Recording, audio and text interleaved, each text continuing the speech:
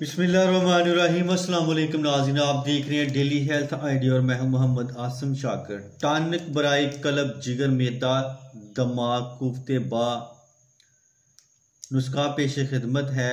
मुरब्बा सेब 250 ग्राम, मुरब्बा आमला 250 ग्राम, मुरब्बा हरीर 250 ग्राम, मुरब्बा बी 250 ग्राम, बादाम 250 ग्राम, अखरोट 250 ग्राम, पिस्ता 250 ग्राम, काजू 250 ग्राम, किशमिश 250 ग्राम, खजूर 250 ग्राम, शहद 250 ग्राम, जैतून तेल 100 ग्राम, असगंध 50 ग्राम, सुंड 50 ग्राम, दालचीनी 50 ग्राम, तिल 20 ग्राम, खसकास 20 ग्राम, मेथी दाना 50 ग्राम, कलवंजी 50 ग्राम, सौंफ 50 ग्राम, सब्ज इलायची 50 ग्राम।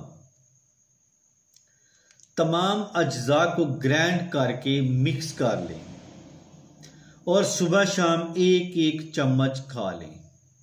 फवायद इसके दिल दिमाग जिगर की कमजोरी के लिए लाजवाब है।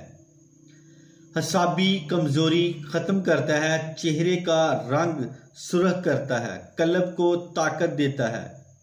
जिस्मानी तौर पर कमजोर हजरात के लिए अनमोल तोहफा है। मेदी की कमजोरी खत्म करता है, लेकिन बनाना और इस्तेमाल करना शर्त है।